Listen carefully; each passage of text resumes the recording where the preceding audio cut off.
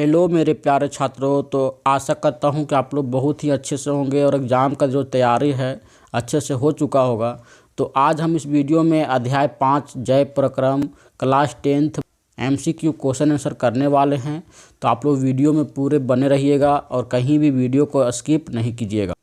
तो देखिए, पहला क्वेश्चन में लिखा हुआ स्टूडेंट, स्वपोषी पोषण के लिए आवश्यक है। ऑप्शन में है कार्बन डाइऑक्साइड तथा जल, क्लोरोफिल, सूर्य का प्रकाश, इनमें से सभी। तो स्वपोषी पोषण के लिए क्या क्या आवश्यक है? तो इनमें से सभी चीज़ों का आवश्यकता है। कार्बन डाइऑक्साइड तथा जल, क्लोरोफिल, सूर्य का प्रकाश। तो इसका आंसर हो जाएगा इनमें से सभी। तो इनमें से सभी को हम टिक लगाते हैं। और चलिए हम दूसरा क्वेश्चन को पढ़ते हैं स्टूडेंट।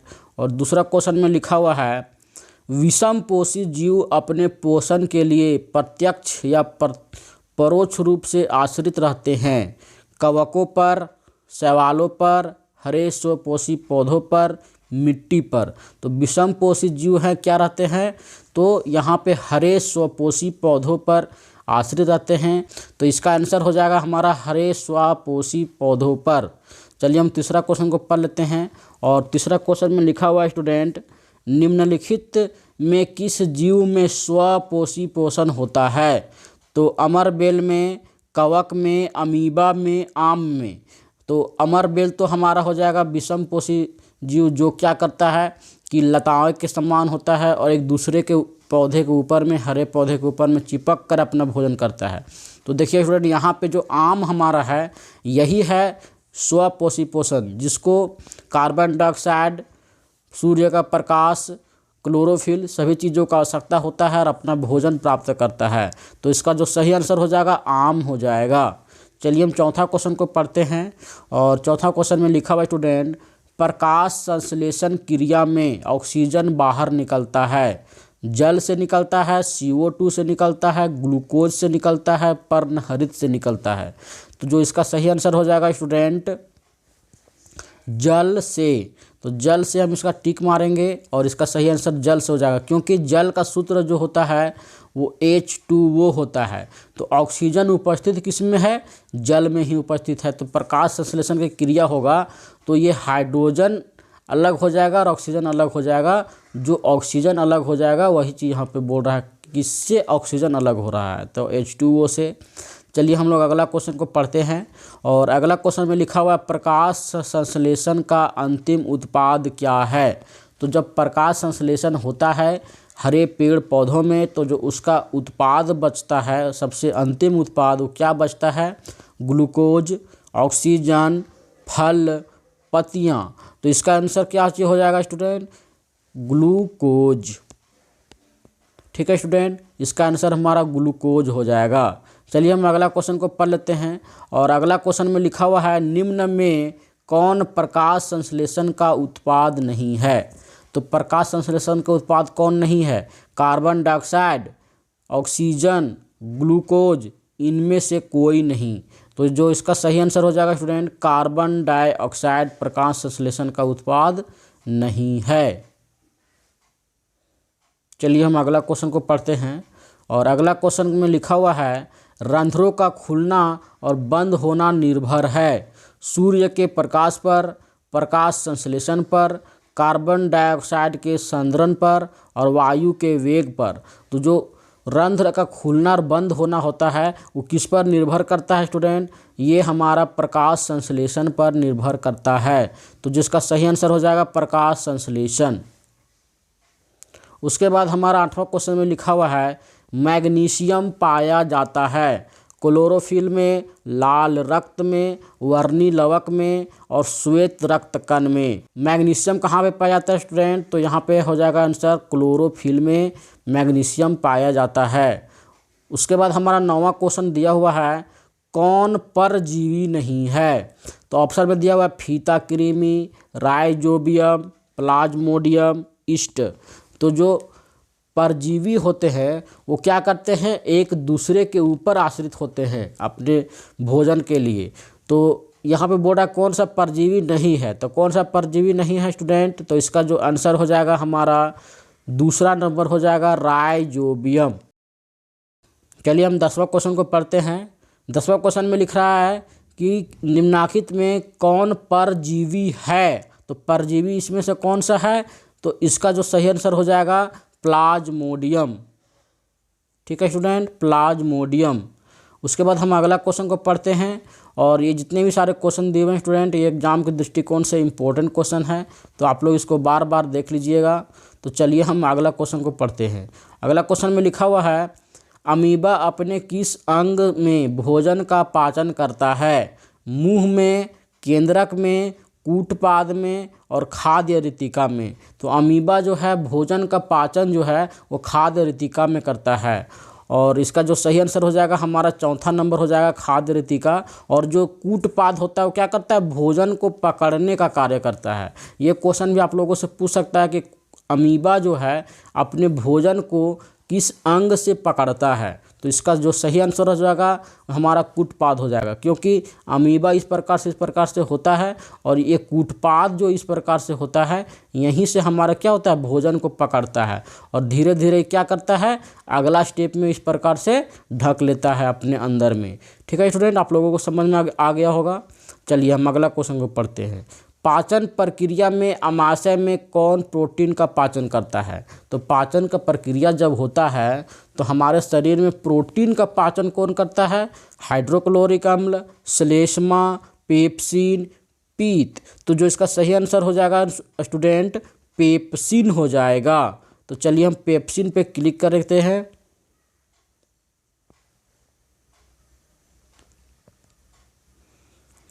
उसके बाद हमारा अगला क्वेश्चन दिया हुआ है, निम्नांकित में कौन भोजन के माध्यम को क्षारीय करता है। तो हमारा जब भोजन होता है वह अम्लीय रूप में होता है, क्योंकि ये हमारा अमाशय में उपस्थित हाइड्रोक्लोरिक अम्ल से मिल करके ये अम्ल का रूप ले लेता है। तो उसको क्षारीय करने में कौन सहायक होता है, क्लोरोफिल, हीमोग्लोबिन, श्वेत रक्तकण, पीत।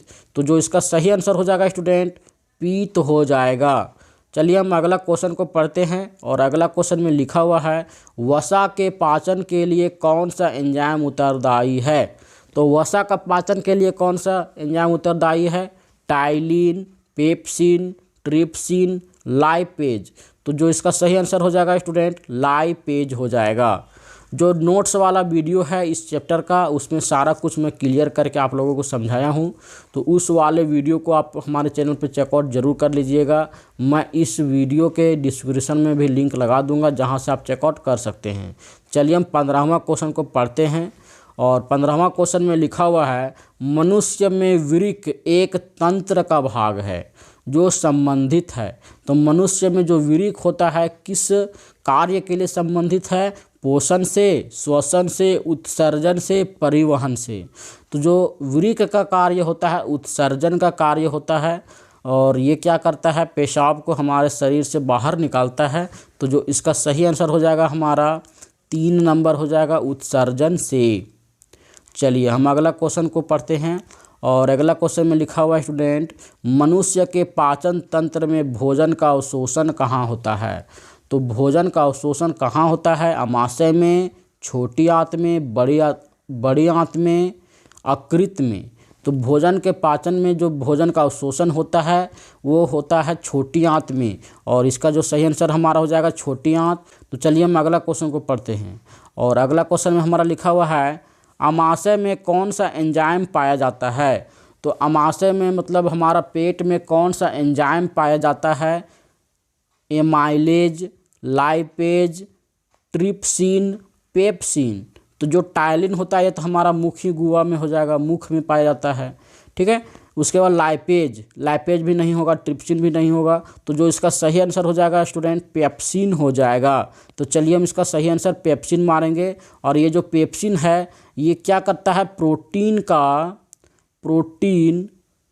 का पाचन में सहायक होता है। चलिए हम अगला क्वेश्चन को पढ़ते हैं। अगला क्वेश्चन में लिखा हुआ है, पाचन प्रक्रिया में वसा का इमल्सीकरण कौन करता है। तो जो पाचन का प्रक्रिया होता है इसमें वसा का इमल्सीकरण कौन करता है। तो वसा का करता है हाइड्रोक्लोरिक अम्ल, श्लेष्मा, पेप्सिन, पीत। तो जो इसका सही आंसर हो जाएगा स्टूडेंट पीत हो जाएगा। तो चलिए हम इसका सही आंसर मारेंगे पीत। अब हम अगला क्वेश्चन को पढ़ लेते हैं और अगला क्वेश्चन में लिखा हुआ है लार में कौन सा एंजाइम पाया जाता है। लार में कौन सा एंजाइम पाया जाता है? Ptyalin, pepsin, trypsin, lipase. तो जो इसका सही आंसर हो जाएगा स्टूडेंट टाइलिन हो जाएगा। ये टाइलिन ही हमारे लार में पाया जाता है जो क्या करता है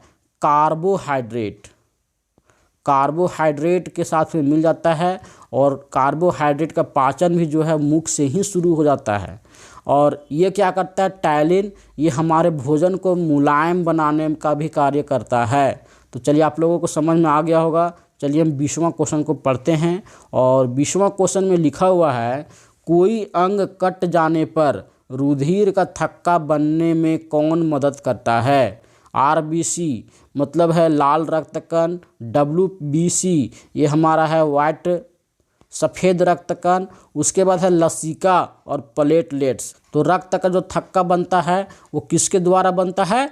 प्लेटलेट्स के द्वारा बनता है। चलिए हम अगला क्वेश्चन को पढ़ते हैं और अगला क्वेश्चन में लिखा हुआ है पौधों में जल तथा खनिज लवण का समूहन किसके द्वारा होता है? तो पौधों में जल तथा खनिज लवण का जो समूहन होता है, खनिज और जल कहाँ से प्राप्त होता है पेड़ पौधों को? तो जड़ से प्राप्त होता है और जड़ से जो प्राप्त होता है उसको ऊपर तक पत्तियों तक पहुँचाने का जो कार्य करता है उसको क्या कहते हैं हम लोग? जाइलम कहते हैं। और फ्लोएम क्या करता है?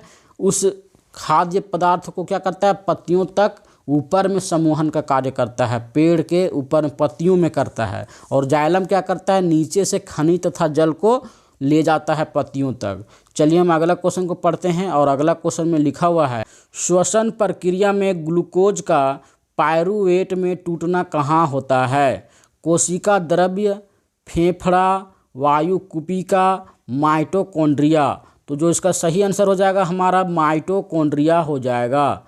माइटोकॉन्ड्रिया में ग्लूकोज का पायरूवेट में टूटने का कार्य होता है। चलिए हम अगला क्वेश्चन को पढ़ते हैं और अगला क्वेश्चन में लिखा हुआ स्टूडेंट श्वसन के दौरान कौन सी गैस निकलती है? तो श्वसन के दौरान जो गैस निकलती है वो कौन सा गैस निकलती है? CO2 गैस निकलती है। और श्वसन के दौरान जो गैस अंदर लिया जाता है वो कौन सी गैस होता है? ऑक्सीजन गैस होता है। ठीक है, हम लोग ऑक्सीजन गैस को लेते हैं और श्वसन क्रिया के बाद में हम लोग CO2 कार्बन डाइऑक्साइड गैस छोड़ते हैं। चलिए हम अगला क्वेश्चन को पढ़ते हैं 24वां और इसमें लिखा हुआ है इनमें से कहाँ गैसीय आदान प्रदान होता है? इनमें से कहाँ गैसीय आदान प्रदान होता है? नासिका में, स्वर यंत्र में, श्वसन नली में, वायु प्रकोष्ठ में। तो इसका जो सही आंसर हो जाएगा हमारा गैसों का आदान प्रदान कहाँ होता है? तो वायु प्रकोष्ठ में होता है। वायु प्रकोष्ठ इसका सही आंसर हो जाएगा। चलिए हम अगला क्वेश्चन को पढ़ते हैं 25वां रुधिर के तरल भाग को क्या कहते हैं? तो जो रुधिर का जो तरल भाग होता है, रुधिर हम लोग किसको कहते हैं? रुधिर हम लोग कहते हैं ब्लड को, खून को। ठीक है स्टूडेंट, ब्लड को ही हम लोग क्या कहते हैं? रुधिर के नाम से जानते हैं। तो तरल भाग को क्या कहते हैं? प्लाज्मा, सीरम, लसिका, धमनी। तो जो इसका सही आंसर हो जाएगा हमारा प्लाज्मा हो जाएगा। चलिए हम अगला क्वेश्चन को पढ़ते हैं और अगला क्वेश्चन में लिखा हुआ है हृदय से रक्त को संपूर्ण शरीर में पंप किया जाता है फेफड़ों द्वारा, निलय द्वारा, अलिंदों द्वारा, इनमें से सभी। तो जो इसका सही आंसर हो जाएगा स्टूडेंट निलय द्वारा। निलय ही क्या करता है? हमारे ब्लड को पूरे शरीर में फैलाने का कार्य करता है, ले जाने का कार्य करता है। तो अगला क्वेश्चन में हमारा लिखा हुआ है मानव हृदय में कितने कोष्ठ होते हैं? 2, 8, 1, 4। तो 4 कोष्ठ में बटा होता है। तो इसका सही आंसर 4 हो जाएगा। चलिए हम 28वां क्वेश्चन को पढ़ते हैं और 28वां क्वेश्चन में बहुत ही ज़्यादा इम्पोर्टेंट क्वेश्चन है। ये क्या है? बहुत ही ज़्यादा इम्पोर्टेंट क्वेश्चन है, तो इसको आप लोग अच्छे से याद कर लीजिए। देखिए क्वेश्चन में लिखा हुआ है मानव हृदय का औसत प्रकुचन मतलब कि क्या? फैलाव। मानव का हृदय जो है वो प्रकुचन कितना होता है? 120 होता है। और संकुचन पूछेगा तो हम क्या करेंगे? 80 मारेंगे। 80/120 हमारा मानव हृदय का संकुचन और प्रकुचन होता है। चलिए हम 29वां क्वेश्चन को पढ़ते हैं। और 29वां क्वेश्चन में लिखा हुआ स्टूडेंट, जठर ग्रंथियां पाई जाती है फेफड़े में, आमाशय में, यकृत में और ग्रहिणी में। तो जो इसका सही आंसर हो जाएगा हमारा 2 नंबर हो जाएगा आमाशय में। जठर रस कहाँ पे पाया जाता है? आमाशय में। जठर रस को हम लोग क्या कहते हैं? HCl के भी नाम से जाना जाता है। और HCl का हमारा जो फुल फॉर्म होता है हाइड्रोक्लोरिक एसिड होता है। चलिए हम अगला क्वेश्चन को पढ़ते हैं और ये लास्ट क्वेश्चन है हमारा। तो नेफ्रॉन किस क्रिया से संबंधित है? तो नेफ्रॉन हमारा किस क्रिया से संबंधित है? तो इसका सही आंसर हमारा उत्सर्जन हो जाएगा। तो स्टूडेंट आशा करता हूं कि आप लोगों को ये वीडियो ज़रूर पसंद आया होगा। और वीडियो पसंद आया तो हमारे वीडियो को लाइक एंड शेयर कर दीजिएगा अपने दोस्तों के साथ में। और हाँ स्टूडेंट, आज के लिए इतना ही। धन्यवाद।